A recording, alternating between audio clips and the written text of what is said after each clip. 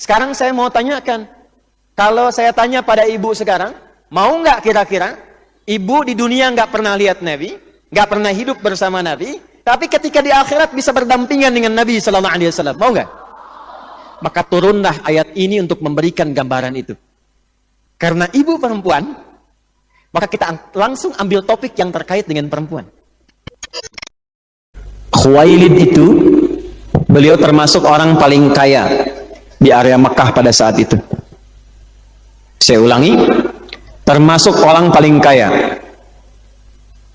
Kedua, sangat dihormati karena sikapnya yang baik dan dermawan. Pelan-pelan ya Bu ya. Kaya, dihormati, dermawan. Dan yang ketiga, ini yang tidak mudah. Beliau termasuk yang menjaga diri dari tradisi-tradisi jahiliyah yang menyimpang. Jadi kalau ibu, maaf, menginginkan anak seperti Sayyidah Khadijah dididik, jadilah ibu yang terhormat. Jaga diri sebelum membentuk anak tuh, jaga diri orang tuanya dulu. Jadi kalau ingin anaknya saleh, orang tuanya saleh dulu. Kalau ingin anak salehah, ibunya berusaha salehah dulu. Tapi ibu jangan bandingkan dengan orang lain. Saya kan bukan ustadzah, ustadz. Menjadi salehah itu tidak harus jadi ustadzah. Salehah itu sifat, bukan profesi. Silahkan ibu jadi perawat. Ada yang mungkin berdagang, ada yang mungkin di rumah jadi ibu rumah tangga, silahkan. Tapi kalau ingin anaknya menjadi anak yang terbaik, disiapkan seperti ibunda-ibunda kita terdahulu, maka bentuk dulu diri pribadi menjadi baik. Nanti kita akan lihat. Di antaranya apa yang dilakukan? Keluarga Khuwailid ini, tadi saya katakan, termasuk keluarga terhormat, terpandang, dia punya harta yang kaya, tapi sisi yang lain juga, ini yang paling penting, paling pokok, menjaga diri dari tradisi-tradisi yang menyimpang. Apa di antara tradisi yang menyimpang itu? Setiap ada lahir bayi perempuan, tradisi jahiliyah menganggapnya sebagai aib. Maka langsung kubur hidup-hidup. Dan sedikit sekali ada kesempatan perempuan bisa tumbuh berkembang. Khuwailid ketika mengetahui istrinya mengandung dan melahirkan pada tahun 555 Masehi. Gampang cara mengingatnya, 555. Tahun 555 Masehi atau 68 tahun sebelum Nabi Sallallahu Alaihi Wasallam hijrah ke kota Yathrib. 68 tahun sebelum hijrah. Maka lahirlah seorang bayi kecil, mungil, bersih, cantik, punya aura yang baik, diberi nama dengan Khadijah. Dan beliau melawan adat.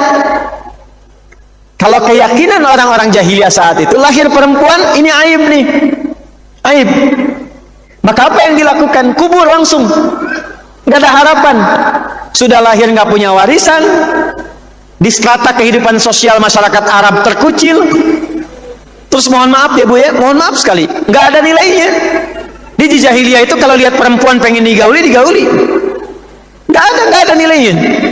Nah, datang Islam tuh mengangkat itu semua. Tapi mukaddimahnya indah. Mukaddimahnya indah.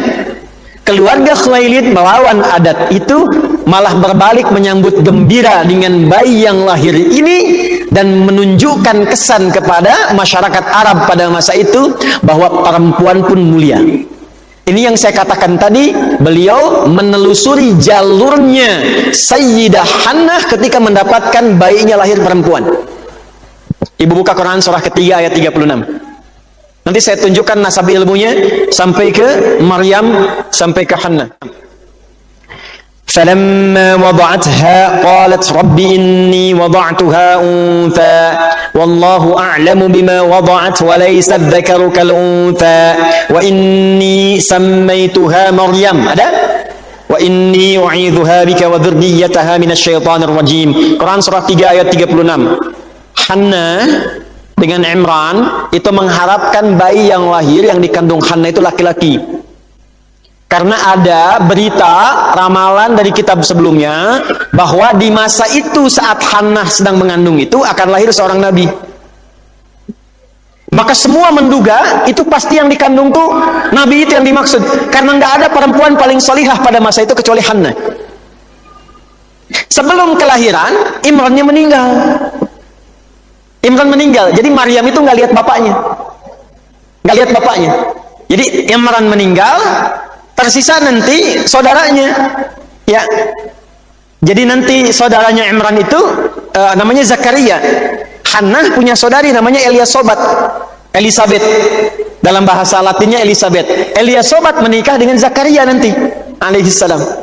Yang menarik adalah ketika dikandung mau lahiran, semua berebut nanti kalau lahir pengen merawat karena yang lahir akan Nabi. Ternyata Allah berkehendak lain.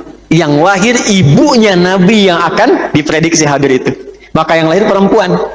Maka begitu lahir, Hannah kemudian mengadu kepada Allah, ya Allah, perempuan, bukan laki-laki. Turunlah kemudian berita dari Allah dan diviralkan di era Nabi Muhammad SAW untuk menghormati Maryam dan ibundanya. Perhatikan, begitu Islam menghormati Maryam dan menempatkan satu surah dalam Al-Quran dengan namanya surah 19. Falamma wada'atha qalat rabbi inni wada'tuha. Ketika lahir, kata Hannah, ya Allah, yang lahirnya perempuan. Apa jawab Allah? Wallahu a'lamu bima wada'at wa laysa dzakaru kal untha. Hei Hannah, aku lebih tahu keistimewaan bayi ini, perempuan ini, dibandingkan dengan apa yang kamu harapkan. Dan ada keistimewaan di perempuan yang tidak sama dengan laki-laki. Karena itu Bu, fitrah kelahiran itu prerogatifnya Allah. Kadang-kadang pengen laki-laki, lahir perempuan. Pengen perempuan, lahir laki-laki. USG-nya sampai 9 bulan perempuan, begitu lahir laki-laki. Akan terjadi begitu. Dan menariknya begini, pengen cepat jadi lambat. Pengen tunda dulu, hamil lagi. Itu menarik karena Allah mengatur itu, dan diantara hikmahnya nanti ternyata setiap anak yang lahir itu Allah tetapkan untuk menyempurnakan kemuliaan di rumah tangga dan melengkapi sifat-sifat yang kurang di ayah ibunya. Nanti dengan adanya anak kita akan menutupi kekurangan di orang tua.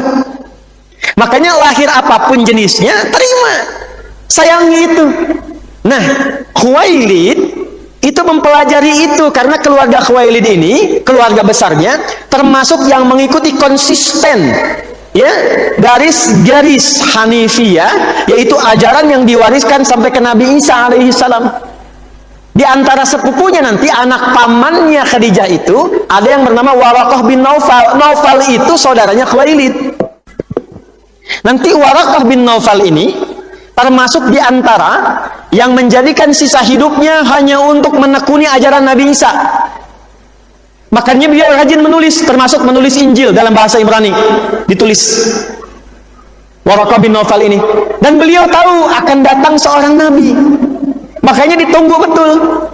Jadi keluarga ini termasuk keluarga yang telah mempelajari ajaran-ajaran Nabi Isa sampai ke atasnya, dan memang mereka termasuk yang mengetahui dan menunggu akan datangnya Nabi SAW. Yang paling tahu itu semua Waraqah yang fokus di bidangnya. Itu sepupunya Khadijah. Yang nanti saat dewasa akan dijodohkan, akan dinikahkan dengan Waraqah, tapi tidak terjadi. Menikah dengan yang lain atas kehendak Allah Subhanahu wa taala. Maka seperti Hannah ibundanya Maryam diminta oleh Allah memuliakan Maryam dan merawatnya, begitu pula Khuwailid mempraktekkan itu ketika datang yang lahir seorang bayi perempuan. Beliau katakan tidak seperti orang-orang pada masanya, kubur, tanam, bunuh, tidak. Tapi beliau nikmati, beliau puji Allah yang telah memberikan kemuliaan seorang anak perempuan. Beliau kemudian berikan perhatian yang dalam sampai diberikan nama yang paling mulia, yang bahkan tidak banyak didapati pada masanya. Diberilah nama anak kecil ini dengan nama Khadijah. Seperti Hannah memberikan nama kepada anaknya dengan apa? Maryam. Khadijah terhormat, terjaga, termulia. Khadijah. Maka Khadijah kecil tumbuh dalam didikan ayah dan ibunya dengan suasana yang tadi saya sampaikan. Maka dididiklah anak ini sampai mewarisi semua sifat-sifat ayah ibunya. Terhormat, satu-satunya perempuan di kalangan Quraisy itu dan kalangan masyarakat Arab yang terjaga dari perilaku-perilaku perempuan jahiliyah. Saya beri contoh satunya Bu, salah satunya. Perempuan jahiliyah itu diantara cirinya, satu, sering dandan untuk menarik perhatian pria-pria. Awas. Jadi kalau ada ibu-ibu yang ikut pengajian dandan hanya ingin dilihat yang bukan mahramnya, maka itu sama dengan apa? Ikut kebiasaan jahiliyah. Maka di antara mereka ada yang pakai gelang khusus, beberapa gelang ditaruh di kaki. Jadi kalau jalan kijing supaya terdengar bahwa ada perempuan yang ingin ditarik perhatiannya. Jahiliyah. Kalau jalan pakaian terbuka, makanya nanti Islam datang membawa pertama kerudung kemudian jilbab. Tadinya terbuka. Jadi jilbab itu bukan budaya Arab, karena di Arab tadinya terbuka, bukan tertutup. Ingin terbuka, ingin terlihat, ingin tampil. Sayyidah Khadijah tidak. Perempuan-perempuan pada umumnya mudah menerima pria. Bahkan nanti ada 4 jenis pernikahan. Ya, di dalam masyarakat Arab itu salah satu jenisnya perempuan itu melakukan poliandri. Poliandri itu maksudnya apa? Banyak suaminya, nggak hanya satu. Ada kasus satu perempuan itu bisa kemudian digauli oleh 8 laki-laki. Ibu, 8 laki-laki. Nanti begitu melahirkan diundang semua itu yang 8. Dilihat ini paling mirip siapa. Maka disitulah diikutkan nasabnya. Sedangkan kadang anak itu suka beda-beda kan? Ya, dari awal kelihatan kayak kakeknya kan? Usia 3 bulan, telinganya kayak ibunya ya. Usia 7 bulan, tuh kan matanya mirip aku, kan? Usia 10 bulan, kenapa dagunya mirip tetangga? Misalnya, nah ini repot. Rupanya ibunya sering nengokin sepeda tetangga gitu kan? Lihatin, 8 ini begitu. Khadijah tidak. Jadi semua praktis kegiatan-kegiatan perempuan jahiliyah pada masa itu yang sifatnya kurang bagus tidak pernah diikutin. Tapi yang diikuti apa? Satu, selalu penasaran dengan nilai peningkatan spiritual, punya jadwal tawaf khusus. Beliau ini karena menjaga dirinya dan menempatkan dirinya terhormat karena Allah, maka Allah pun menjadikan perempuan-perempuan semuanya memandang beliau sebagai terhormat. Tidak ada satupun wanita yang berani meninggikan suaranya di hadapan Sayyidah Khadijah, saking terhormatnya. Semua kalau sedang kumpul dengan Sayyidah Khadijah diam, nggak ada yang bisik-bisik membicarakannya, saking terhormatnya. Dan orangnya baik Bu, suka berbagi, terus bersedekah kepada teman-temannya, kalau kekurangan dibantu, ya, keluarganya ditopang. Dan ini nanti akan diteruskan oleh Nabi. Ketika Sayyidah Khadijah meninggal, kalau Nabi menyembelih hewan apapun, itu sebagiannya diperintahkan oleh Nabi, sedekahkan kepada teman-temannya Khadijah. Saking tahunya Nabi kebiasaan baik istrinya. Satu ya. Apa hikmahnya untuk para ibu?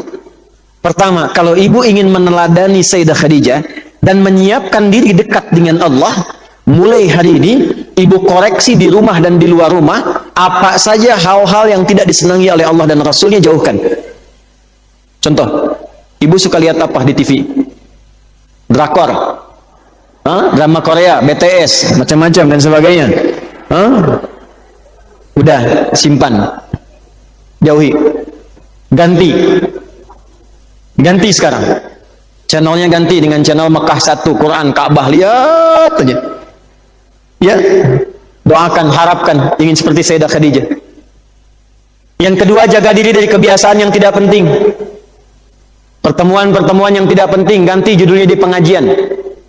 Halo, sosialita yang kumpul-kumpul, para ibu-ibu yang senang kumpul, nggak dilarang kumpul, karena istri Nabi pun senang ngumpul-ngumpul. Cuman apa yang dilakukan? Ganti judulnya. Pelajari diskusi tentang Sayyidah Khadijah. Cara meningkatkan iman, ngaji bersama. Silahkan. Setelah itu saling sedekah, boleh. Saling perhatikan. Ketemu teman, siapa yang akan kita bantu di hari ini ya? Kita mau donasi kemana sekarang ya? Bakti sosial kemana ya? Itu Bu, ganti jadi begitu Bu. Bikin statusnya jangan aneh-aneh. Karena ciptakan lingkungan yang kondusif.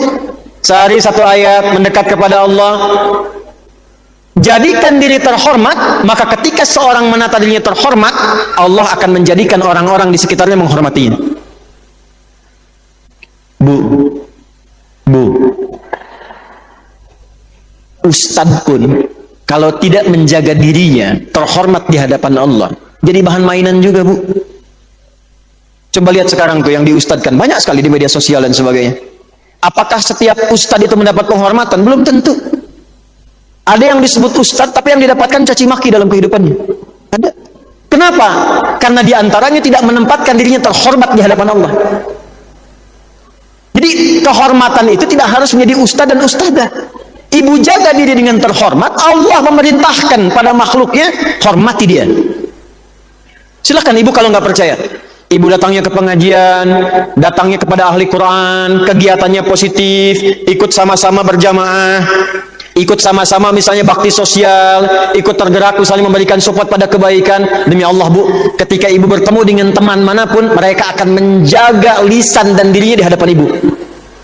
Gak akan berkata yang macam-macam, gak akan merendahkan ibu. Bahkan teman yang sebelumnya sering bercanda, sekarang menahan diri. Menahan diri. Awalnya begitu. Atau solihahnya ayo nama. Awalnya. Besok-besok hormat. Itulah Sayyidah Khadijah.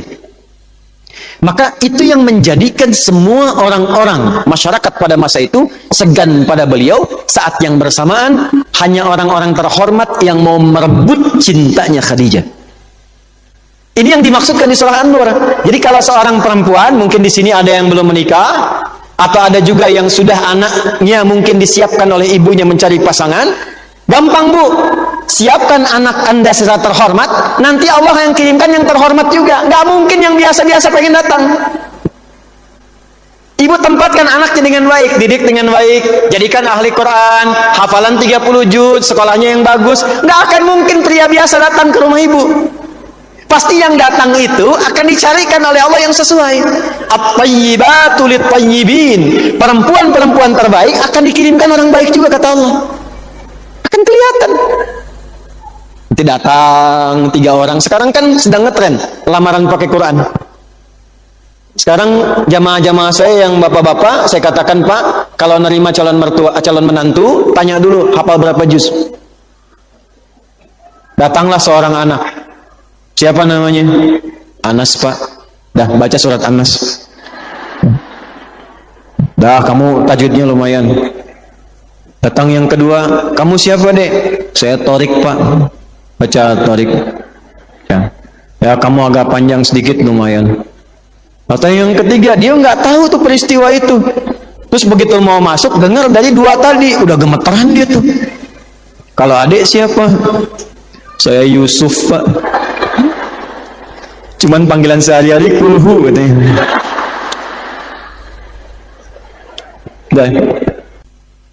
Maka orang-orang berebut ingin melamar dan tidak ada yang datang kecuali ini, yang kaya, yang terhormat, yang baik dan sebagainya. Tadinya hampir terjadi pernikahan dengan Warakah. Tapi Allah memalingkan kepada 2 laki-laki lain yang ternyata disiapkan 2 laki-laki ini untuk mensupport Khadijah, membantu Sayyidah Khadijah agar nanti siap secara sempurna mendampingi Nabi Muhammad SAW. Jadi, Bu, ternyata lahirnya Sayyidah Khadijah, dari awal lahirnya ini, itu Allah sudah siapkan untuk mendapatkan pasangan yang paling tepat untuk beliau. Maka dari kecil tadi saya katakan, satu kebiasaannya cuma tawaf, menjaga diri. Yang kedua kebiasaannya, Sayyidah Khadijah ini menelusuri informasi-informasi penting, terutama yang datang lewat sepupunya Warakah. Apa yang didapatkan informasi itu? Ternyata jauh sebelum datangnya Nabi, diutusnya Nabi sebagai Nabi Muhammad SAW, beliau sudah mendapatkan informasi itu, dan sudah sejak saat mendengar informasi itu, beliau sudah menyiapkan dirinya untuk mengabdi kepada calon Nabi itu. Nanti di akhir ada salah satu zikir yang dibiasakan, yang tersambung kepada Sayyidah Khadijah. Mudah-mudahan nanti bisa kita dapatkan itu setelah selesai semua kajiannya. Maka ini sering udah tahu ini informasinya. akan ada seorang nabi, masanya sekian, cirinya begini, ya. Kemudian yang didapatkan begini, karakternya seperti ini. Maka dalam perjalanan hidupnya belum dapat itu. Sementara usia sudah semakin naik. Maka diisilah usia itu dengan meneruskan usaha bapaknya. Sampai bapaknya meninggal, diwarisi usaha itu untuk mendapatkan warisan dari bisnisnya. Ibu, kalau ibu lihat dari tempat Nabi itu dilahirkan, kemudian ke Jabal Qubais nyambung ke Bukit Sofa, ada bukit lagi sampai ke Marwah. Itulah tempat bisnisnya Sayyidah Khadijah, saking kayanya itu. Menikah dengan seorang laki-laki pertama, namanya Abu Halah. Ini orang kaya juga, pebisnis, orang kaya, orang baik, orang terhormat. Ini suami pertamanya Sayyidah Khadijah, namanya Abu Halah. Dan dari beliau Allah menetapkan lahir dua orang anak, dua-duanya laki-laki. Anak pertama namanya Hindun, keduanya Halah. Dua-duanya laki-laki. Jadi tidak semua Hindun itu perempuan. Dan tidak semua Hindun namanya apa? Perempuan. Perhatikan Bu, cara Allah memuliakan dan menyiapkan Sayyidah Khadijah. Abu Halah meninggal dunia karena ini pebisnis, pengusaha, kaya juga, maka harta kekayaannya nggak ada yang lain tuh, diwarisinya ke Sayyidah Khadijah, tambah lagi kayanya. Maka menikah dengan laki-laki yang kedua, namanya Atiq. Pelan-pelan, dari beliau lahir seorang anak perempuan, diberi nama sama dengan kakak ke atasnya, yaitu Hindun. Jadi beliau punya dua, nama Hindun, satu laki-laki, yang keduanya perempuan. Di tiga anak diwarisi, satu Hindun yang laki-laki, Halah, kemudian laki-laki juga, yang ketiganya perempuan diberi nama dengan Hindun juga. Qadar Allah, meninggal juga. Ini meninggal, gak lama meninggal lagi yang kedua ini. Harta ini diwarisi lagi kepada Sayyidah Khadijah, jadi meningkat lagi kekayaannya. Tapi ibu jangan salah ya, jangan salah. Ini bukan tipikal perempuan yang mencari pasangan itu karena harta, bukan. Allah yang ngirimkannya. Jadi jangan ibu simpulkan misalnya, tanda pertama, cari calon mantu yang kekayaannya luar biasa. Nggak begitu, nanti ada hadis Nabi memberikan gambaran dan keempat-empatnya ada di Sayyidah Khadijah. Keempat-empatnya. Apa hikmahnya? Ternyata hikmahnya nanti kita akan dapatkan semua harta kekayaan yang terkumpul dari pernikahan sebelumnya ini Allah siapkan untuk mensupport dakwahnya Nabi Sallallahu Alaihi Wasallam yang memang membutuhkan dukungan dana dan ekonomi yang kuat. Maka modal dari suami pertama, suami kedua diakumulasikan untuk mengembangkan bisnisnya dengan lebih kuat. Maka ditemukanlah kerajaan bisnis yang besar tidak ada di masyarakat Quraisy pada umumnya, kecuali hampir semuanya mengambil modal dagangan dari Sayyidah Khadijah. Jadi ibu walaupun perempuan, beliau bisnis, dagang, ada bakatnya. Maka boleh jadi di antara ibu ada yang bakat dagang tuh, bakat bisnis, bikin produk dan sebagainya. Silakan kembangkan sampai sukses. Cuma nanti setelah menikah ada suami, ada fikihnya. Ada fikihnya, nggak dilarang bisnis, silakan.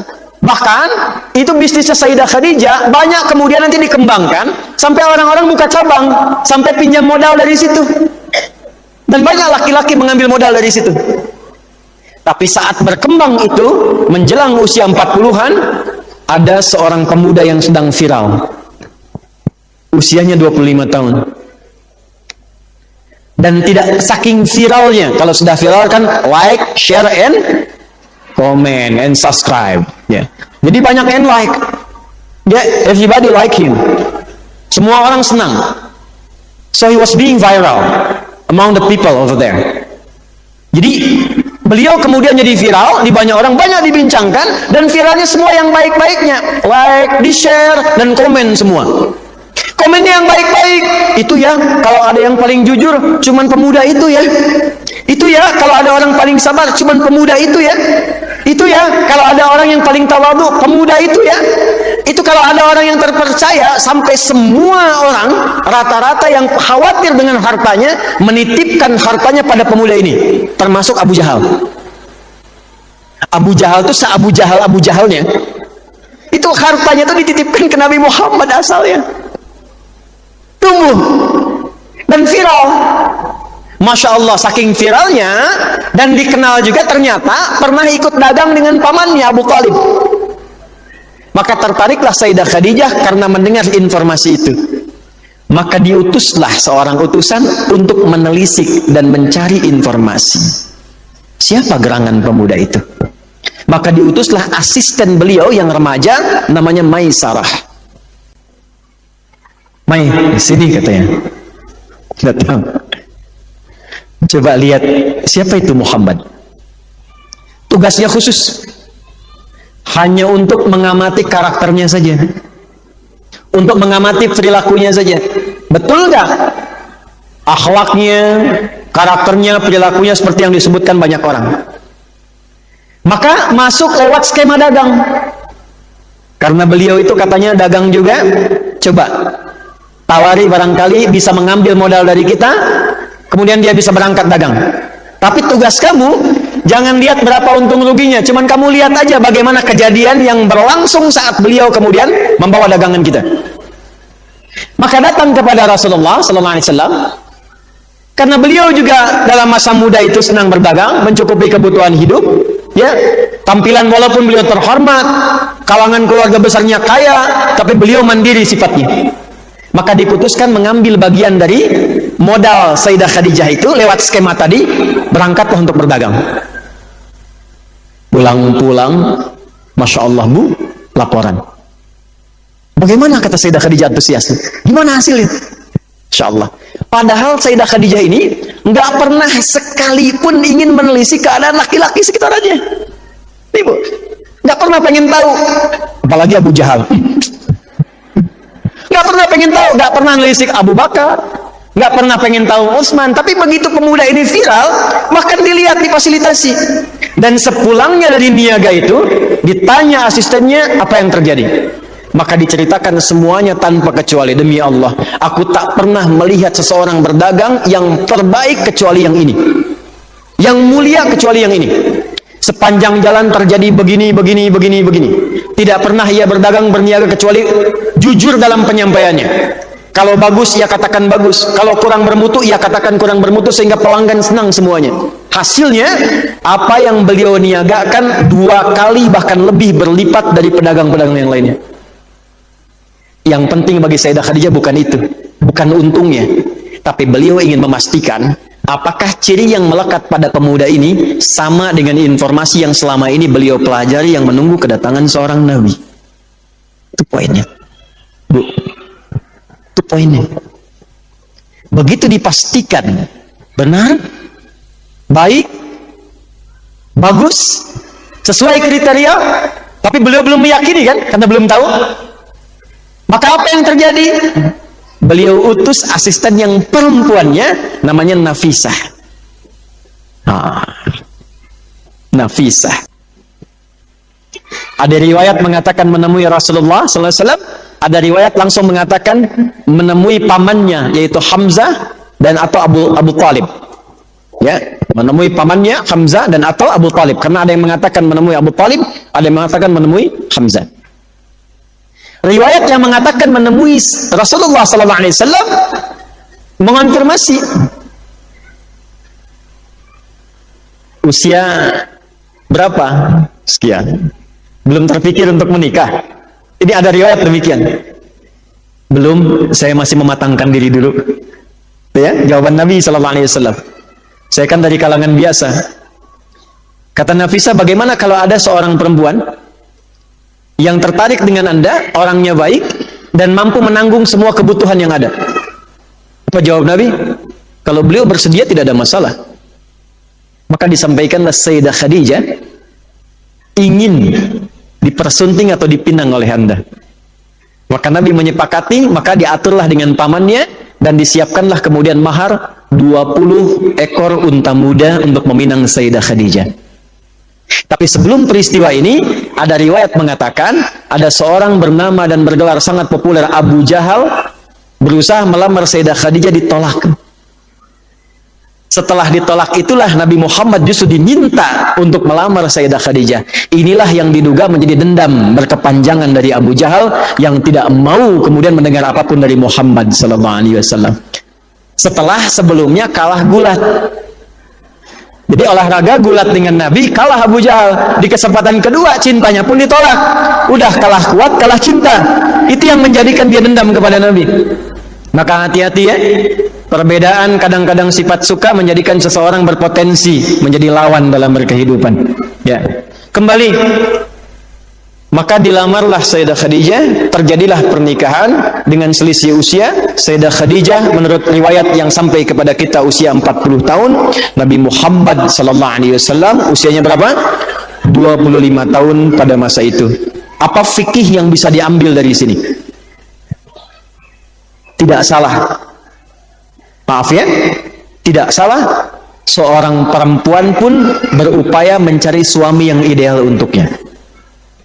Jadi pencarian itu tidak hanya dari laki-laki.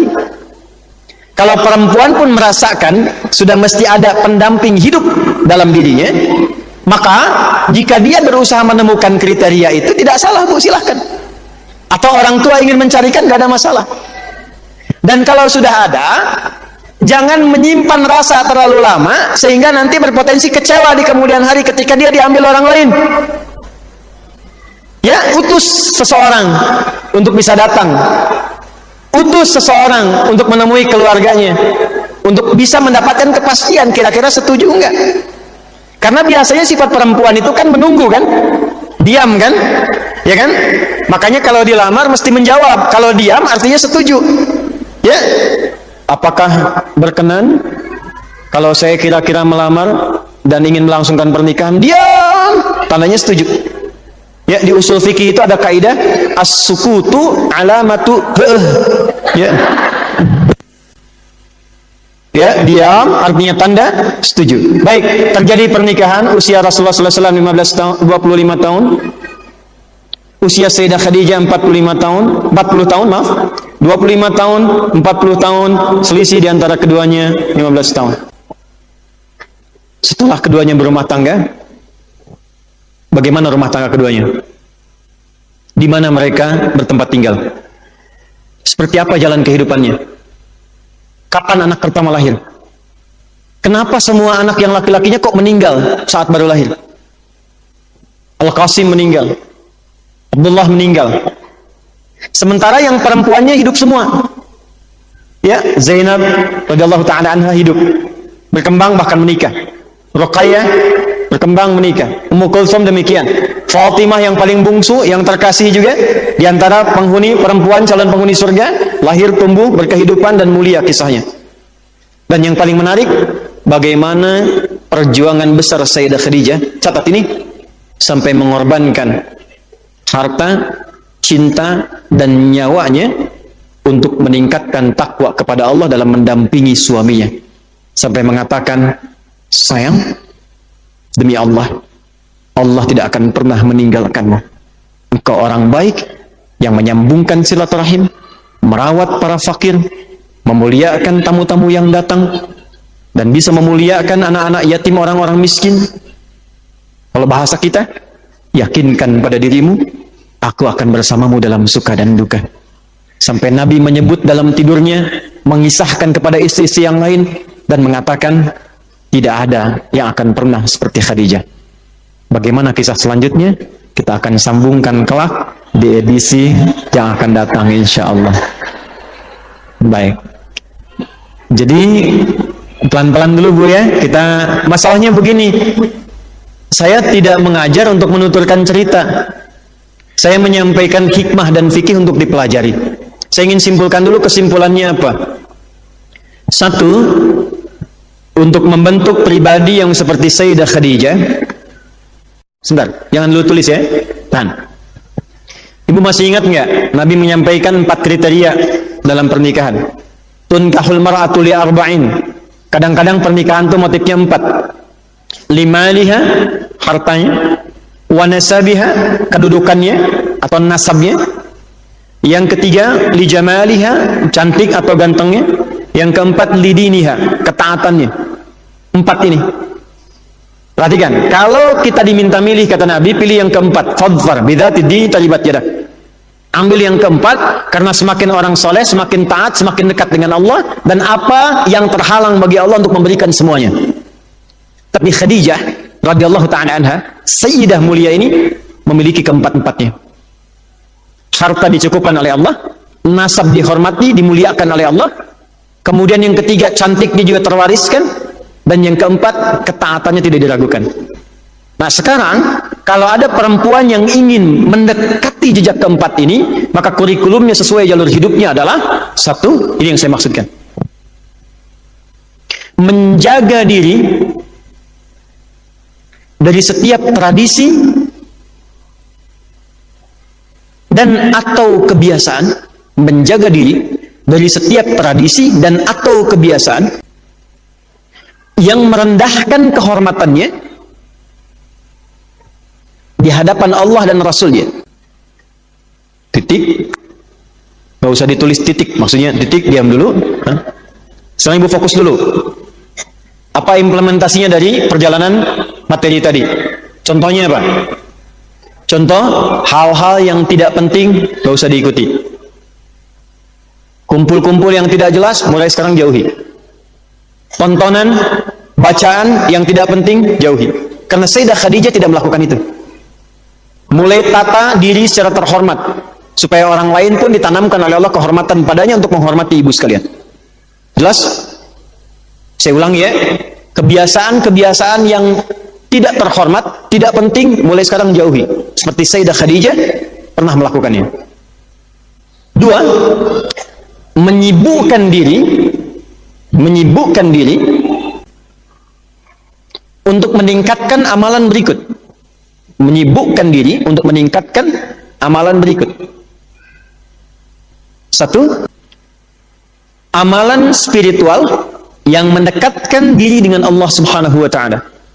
Amalan spiritual yang mendekatkan diri dengan Allah Subhanahu wa ta'ala. Tahan bu, tahan penanya, angkat dulu penanya. Tahan sebentar. Contohnya apa? Tadi saya kisahkan Sayyidah Khadijah kan punya jadwal tawaf kan? Karena belum ada risalah turun pada masa itu, masih ahli fatrah. Nabinya nggak ada. Yang beliau tahu ada tempat mulia tawaf. Maka ibu mulai sibukkan diri untuk mendekatkan diri kepada Allah. Misal kalau tawaf ada Ka'bahnya kan? Sekarang Ka'bah nggak ada depan mata kita, tidak ada di hadapan kita. Maka tarik ke amalan utama yang menghadap Ka'bah, yaitu salat. Fawalli wajhaka syatral masjidil Haram, Quran surah kedua ayat 144. Ya qad nara taqalluba wajhika fis sama' falanuwalliyannaka qiblatan tardaha fawalli wajhaka syatral masjidil haram. Maka amalan yang dulu dikerjakan Sayyidah Khadijah tawaf, kita tarik amalan sekarang, perbanyak salat. Salat. Ditambah yang fardu, Bu. Tambah yang fardu. Kalau cuma yang fardu, jangankan yang pengen seperti Sayyidah Khadijah, yang biasa pun 5 waktu juga. Kalau pengen seperti Sayyidah Khadijah, tambah yang sunnah, tingkatkan. Mulai rawatib. Jangan dikumpulkan semua dulu ya. Jangan kumpulkan semua.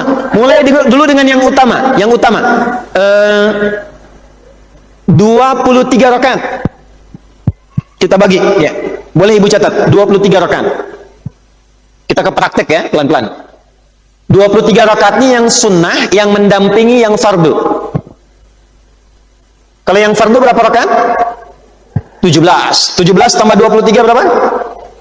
40 kan? Berarti totalnya 40 rakaat. Konsisten dulu 40 ini. Nah 40 ini menarik bu. 40 tahun usia menarik. Nabi diangkat jadi Nabi dan Rasul berapa usianya? 40. Nabi Musa ke Tursina berapa malam? 40. Ya, Al-Arba'in berapa hadis? 42. Tapi poinnya 40-an. Ada 40 rakaat yang coba biasakan dijaga. 17 rakaatnya salat fardu wajib. Sudah? Kemudian selanjutnya 12-nya rawatib. Saya urutkan. Ini dulu yang konsisten. 2 rakaat sebelum subuh. 2 rakaat sebelum subuh. 4 rakaat sebelum zuhur. Nanti mau zuhur, begitu adzan Allahu Akbar, selesai la ilaha illallah, ada salat sunnah kan? Nah, itu bisa 4 rakaat. Teknisnya bisa 2-2, 2 rakaat, salam, bangkit lagi, 2 rakaat lagi, salam. Bisa langsung 4 rakaat sekaligus, 4 rakaat. Tapi niatnya salat sunnah. Jelas? Baik. Berapa jumlahnya? 4. Tambah 2 tadi berapa? 6. Kemudian 2 rakaat setelah zuhur. Berapa jadinya? 8. Kemudian 2 rakaat setelah maghrib. 2 rakaat setelah maghrib. Berapa jumlahnya? 10. Kemudian 2 rakaat setelah isya. Berapa jumlahnya? 12 ya. Saya ulangi. 2 sebelum subuh, 4 sebelum zuhur, 2 setelah zuhur, 2 setelah maghrib, 2 setelah isya. Jumlahnya berapa? 12. Kalau nanti nggak mampu atau karena sedikit waktunya jeda zuhur itu ke salat fardu, biasanya di kantor-kantor tertentu waktunya nggak cukup, maka boleh dijadikan 2. Walaupun 10, tapi pahalanya dihitung jadi 12 karena kebiasaan sebelumnya. Nanti saya sampaikan hadisnya. Yang 12 ini rumusnya dari istri Nabi sallallahu alaihi wasallam setelah muncul syariat salat. Dari Sayyidah Maimunah nanti, ya. Beliau menyampaikan, perhatikan, qala Nabi sallallahu alaihi wasallam, Nabi sallallahu alaihi wasallam bersabda, "Man shalla itsnatai asyrata rak'atan." Siapa yang konsisten menjaga 12 rakaat salat sunnah. Fi yaumin wa lailatin, yang mendampingi salat fardu siang dan malam. Jadi ada salat sunnah mendampingi salat fardu dari mulai salat pertama subuh sampai malam ke isya. Jumlahnya 12 rakaat. Arba'an qabla dhuhri, 4 sebelum zuhur. Rak'ataini ba'daha, 2 rakaat setelahnya. Rak'ataini ba'dal maghrib, 2 rakaat setelah maghrib. Rak'ataini ba'dal isya, 2 rakaat setelah isya. Rak'ataini qabla subhi, 2 rakaat sebelum subuh. Buniya lahu bihinna baitun fil jannah.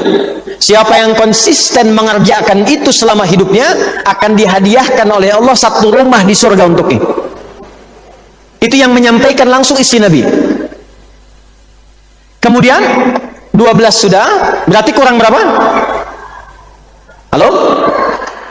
11. Kan? Jumlah total berapa? 40. Dikurangi salat fardu 17. Dikurangi 12 rakaat. Perhatikan, yang mendampingi salat fardu nempel dekat. Nempel dekat itu namanya tartib, ratib. Jamaknya rawatib, maka salatnya dikenal dengan rawatib. Jelas? Hukumnya sunnah, maka disebut dengan sunnah rawatib. 12 tambah 27, 29. 40 kurangi 29, tinggal berapa? 11. Yang 11-nya tahajud. 11-nya apa? Tahajud. Itu yang standar pokok. Standar pokok. Dalilnya Al-Bukhari. Kalau yang tadi Sayyidah Maimunah, yang ini langsung dari Sayyidah Aisyah radhiyallahu taala anha. Beliau menyampaikan informasinya pada kita, kebiasaan Nabi yang tidak meninggalkan salat malam itu baik di Ramadan ataupun di luar Ramadan. Kata beliau, ada 11 rakaat. Aku melihat Nabi menunaikan 11 rakaat. Bisa 2 cara. Bisa 4 kemudian 3 witir. 11 ini 4 rakaat pertama, 4 rakaat kedua, kemudian 3 witir. Bisa rumusnya 2, 2, 2, 2, 2, ujungnya 1. Yang rumus kedua, ujungnya 2, 2, 2, 2, 2, kemudian 1. Itu ada di Abu Daud, nomor hadis 1367 dari Ibnu Abbas radhiyallahu taala anhuma. Yang 11 bisa di Al-Bukhari,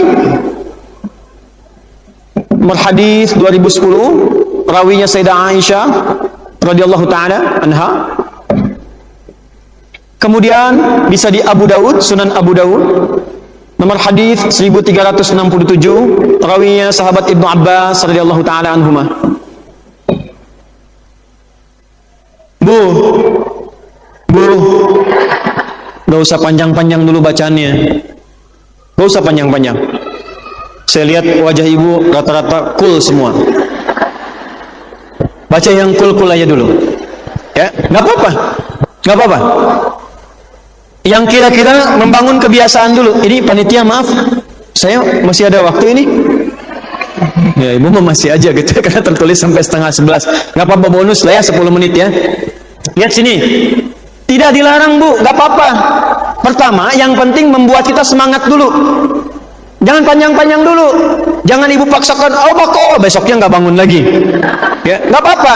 Misalnya rakaat pertama, qul a'udzu birabbil falaq. Rakaat kedua, qul a'udzu birabbin nas. Rakaat ketiga, 2 lagi, qul a'udzu birabbil falaq. Rakaat keempat, qul a'udzu birabbin. Rakaat kelima, qul a'udzu birabbil falaq. Rakaat keenam, qul a'udzu birabbin. Rakaat ketujuh, qul a'udzu birabbil falaq.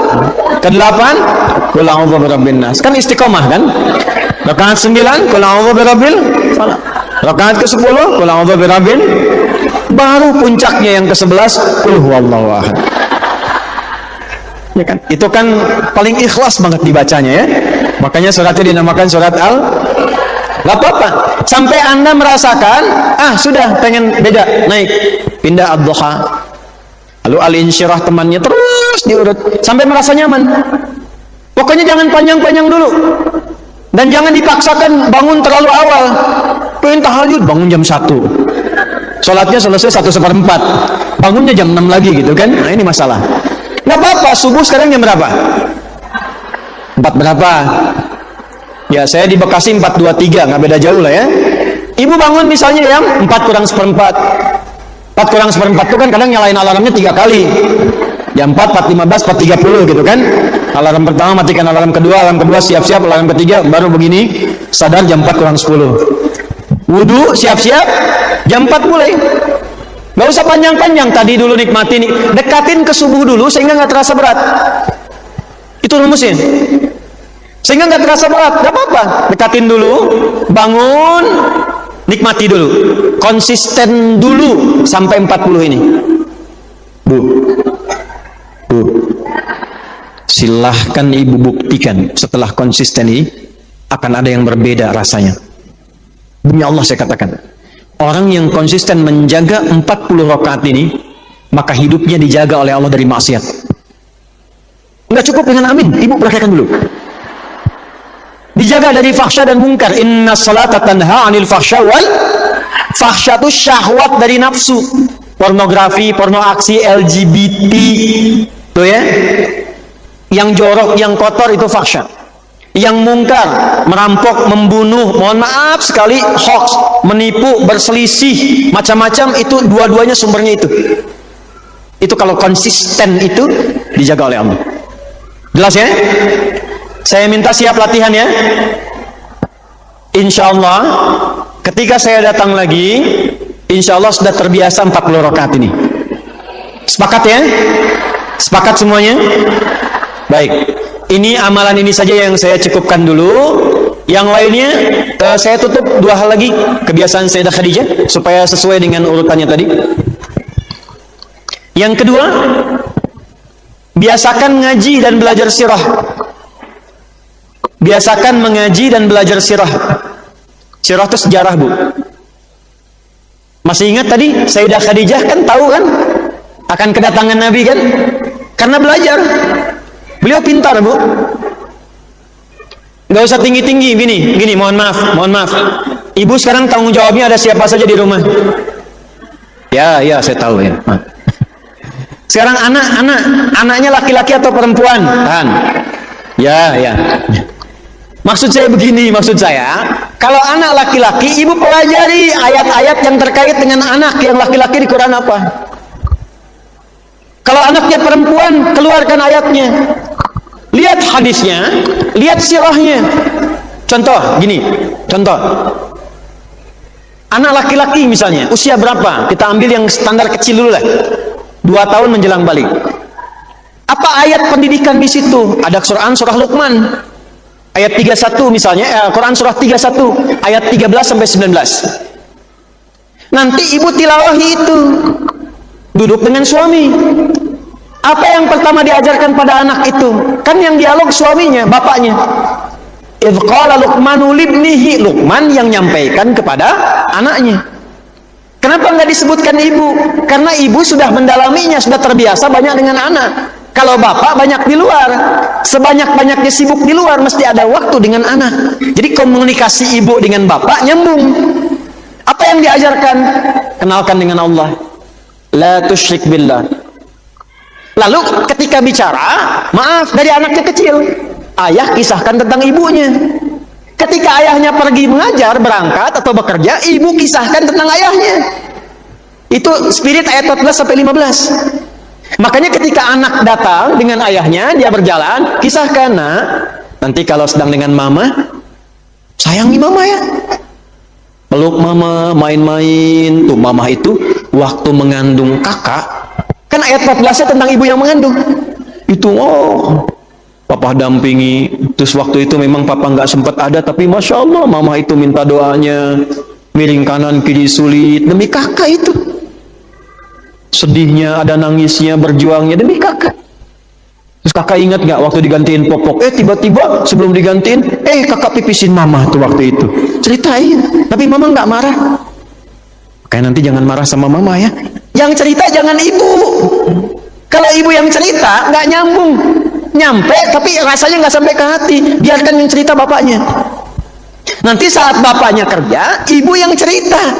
Kak, papa itu waktu kecil, dari mulai mengandung kakak itu mama, papa tuh perhatian terus, disayang-sayang, didoain begini. Nanti kalau papa pulang, jangan repotin ya, pijitin kakinya. Mainnya jangan langsung. Kakak bikin gambar, atau sekarang ngaji deh, nanti kalau papa pulang bilang setoran ayat, gak usah panjang-panjang. Nah itu yang melakukan ibu.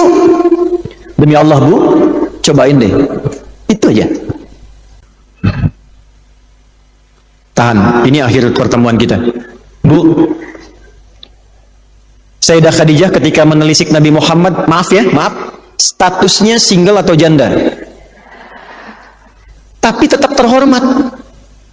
Nggak ada bu, Allah melihat perbedaan di kalangan manusia itu nggak ada. Allah tuh nggak melihat status, nggak ada perbedaan ini single, ini janda, ini berisi, nggak ada. Jadi jangan pernah menempatkan diri pada kegelisahan karena kalimat-kalimat yang viral di tingkat sosial dan ibu melekatkan itu pada diri ibu sendiri. Tidak. Semua orang itu, ibu nggak akan bisa menahan opini mereka. Apapun yang melekat pada ibu, kalau manusia pengen berbincang, dia berbincang. Tapi jangan bawa itu ke dalam hati ibu sehingga memvonis Anda dan lemah untuk mencari kebenaran. Yang penting terhormat di hadapan Allah. Apapun yang sedang dirasakan. Ya, kalau itu yang akan dilakukan, terhormat tetap terhormat. Pekerjaannya apa? Mau bisnis, jangan lihat keadaan. Single fighter, bukankah beliau single fighter sebelum bertemu Rasulullah? Ayo, kalau ingin mencari pendamping, berani cari lewat utusan dan sebagainya. Untuk anak, carikan yang terbaik, yang kira-kira terhormat dalam kebaikan.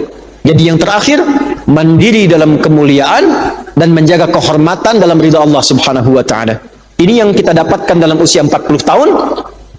Beliau tuh usianya berapa? 40 kan? Perhatikan, dalam usia kematangannya, hartanya matang, ilmunya matang, usianya matang, 40 mendapatkan keberkahan yang luar biasa, yaitu Rasulullah sallallahu alaihi wasallam. Mudah-mudahan 40 rakaat tadi istiqamah dilakukan, kemudian amalan lainnya juga bisa mulia, ditinggalkan kebiasaan yang kurang baik, sampai kita berjumpa di pertemuan yang selanjutnya, yang ini insya Allah sudah terbiasa dilakukan. Siap ya?